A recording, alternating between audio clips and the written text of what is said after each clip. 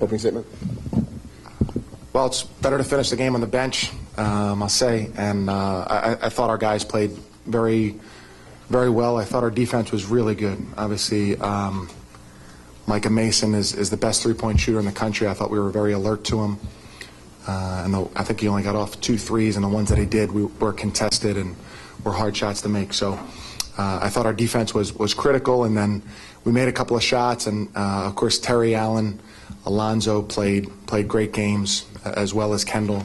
But I think really the game came down to our defense just making it hard for them to score and hard for them to find a rhythm. So really proud of our guys and looking forward to moving on to tomorrow night. All right, we'll open with questions for the players only. Kendall joins us. John. Hey, Alonzo, did you see this offensive emergence coming for the Spiders? You'd had some trouble scoring in the last 4 games of the season. You said what? Sorry. Offensive emergence. You averaged 50 points in your last 4 games, and then this. For this game, I think my main focus is to come out and play aggressive and try and get rebounds. That's what the coach has been emphasizing a lot in practice and watching film with all the coaches.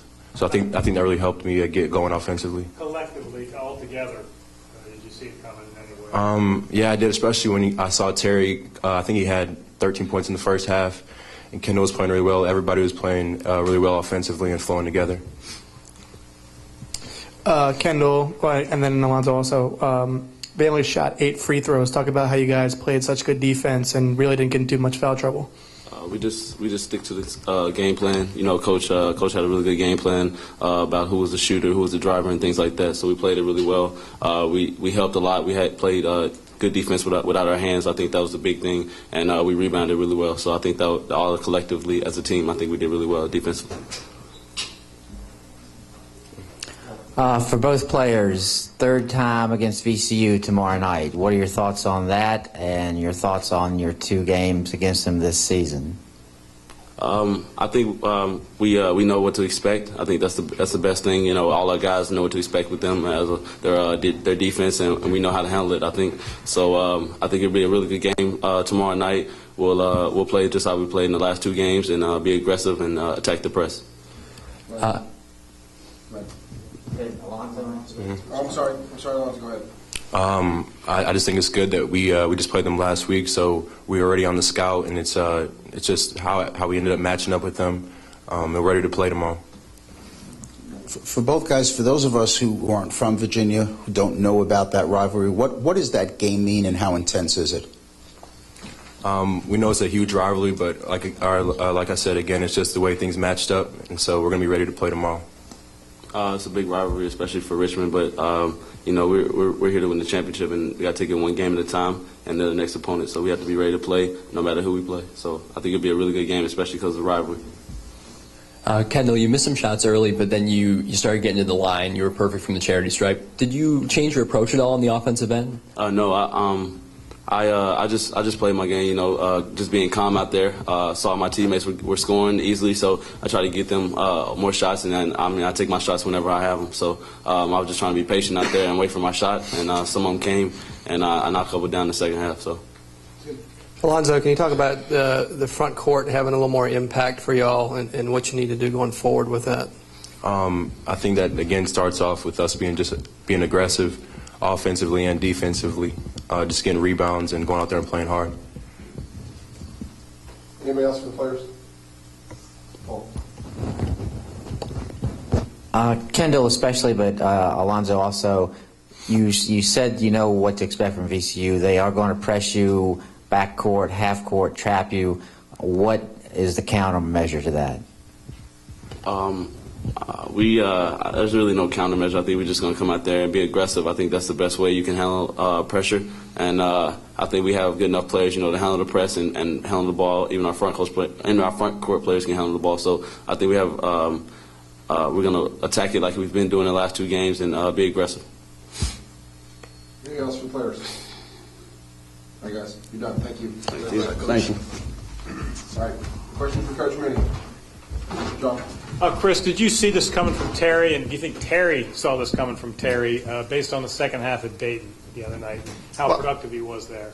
I hope so. I think Terry's going to be a great player, and sometimes he makes things look so easy that you think that, when he has 15 points, you think he could have had 25. When he has 8 rebounds, you think he could have had 15. And so I think sometimes he makes it look so easy that you're starting to kind of, be more urgent and maybe even impatient. But I think that he's playing with confidence right now. I think he knows how important he is to us, and the different things that he can do on the floor are really, really impressive for a guy his size. So, we think really highly of him, and think that these games could be more than norm, to be honest with you. Chris, I'm just curious how VCU's inclusion in the A-10 the past couple of years has changed the tenor of that rivalry. It was always one of the biggest days on your calendar. Now it's multiple times, and a third time this year. I'm just curious how philosophically things have changed a little bit in that rivalry. Yeah, well, it's always been a really big rivalry, and it's unique because the schools are different, and we're only 6 miles apart. And I think it's great. I think the fact that they joined is great for both programs. I think it's good for the Atlantic 10, and I think it's probably even intensified a little bit because you're obviously playing twice, playing later in the season. So it's definitely a big game, a great rivalry, and there are a lot of different things that match up that make it that much more interesting. Starting with how different the schools are, and of course now just the styles of player are a little bit different, and so it really does make it that much more interesting. Chris, a solid night for your sophomore class in general. Can you just talk about sort of how important this stretch is for that group and especially for the program moving forward? Yes, we have these 4 sophomore front court players who all contributed greatly tonight, who we're really high on, and like many players and many sophomores, they've been somewhat inconsistent this season. But tonight, I thought we got great contributions from all of them. Trey is our best defender. Alonzo is a great defender who finished at the rim tonight, as well as he has all season.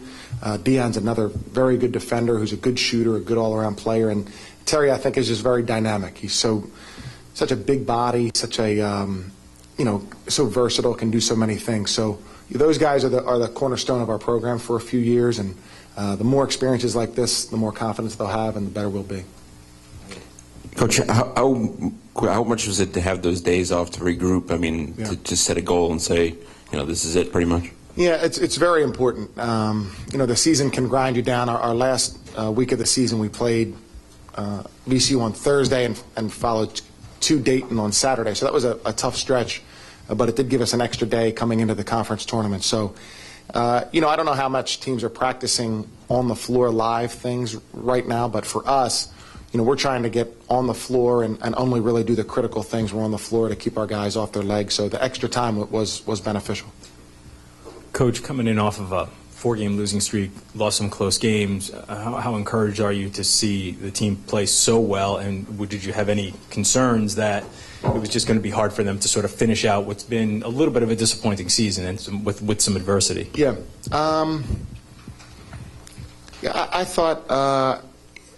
I think it was a rough end of the season, but our guys, we didn't have any practices where the guys packed it in or there was no energy, and so we feel like we feel like that we have basketball left in us and that we have some good guys, and when they accept that responsibility and are aggressive, then that puts us in a good position to win games. Coach Mooney, you were in the locker room at halftime. Were you aware of the award John O'Connor received for his outstanding contributions to A-10 scholar student athletes? Is that right? That is right. I am not surprised by that, Paul. I'm really not surprised. None of us were. And turning to a more serious topic, when you've gone back and looked at that most recent game against VCU, you had sort of the upper hand for much of that game. Have you pinpointed where it got away and what you need to do to keep that from happening tomorrow night? And a second part, a neutral court, big arena, some of the advantages VCU normally has might not be present tomorrow night. Will that help you guys?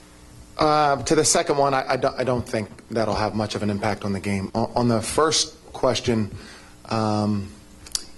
when I read the recap of the game, it said VCU's an 18-3 run in the second half. That was over probably 5 or 6 minutes. So I think we missed opportunities when we were up by 11 to pull away, and we missed opportunities as they cut into the lead to steady the ship. Of course, they deserve all the credit. Their aggressiveness and their pressure obviously has an impact on almost every game. So I really look at it that we have to take advantage of our opportunities. The pressure presents problems, especially in a tournament format, for every team and for all of your ball handlers. But I do think that we can, take advantage of some opportunities, and hopefully the familiarity will benefit us in terms of scouting and not having as much time to prepare for the game. 2 more questions. Tim. Chris, can you talk about the impact that Alonzo has when he plays like this? And then the second question, how's Dion after the skill? Yes, Alonzo's impact on the game is tremendous. He's so fast and active and long and can do so many things well. And, for Alonzo, I really think it boils down to confidence. I mean, he has to kind of fine-tune his game a little bit more, but for the most part it comes down to confidence, and he can be such a dominant presence on the floor, especially defensively. So yeah, it makes us really, really good when he's aggressive. I think Dion's okay. He went down pretty hard, so we're going to check him out and make sure that he's good to go tomorrow, but I don't have an update on that yet. Coach, VCU is going to full court press the whole time. Can you talk about playing them a day after a game, and you got to a 20-point lead tonight? Did that maybe help you out tomorrow? Well, yeah, we're obviously expecting the pressure, and that probably creates more of a problem because of the no prep time or no rest time. But it is a tournament that we're excited to play the game. What was the second part?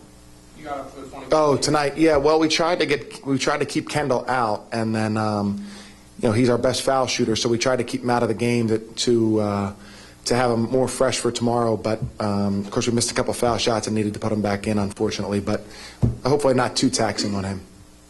All right. Thank you, guys. Appreciate it. Thanks.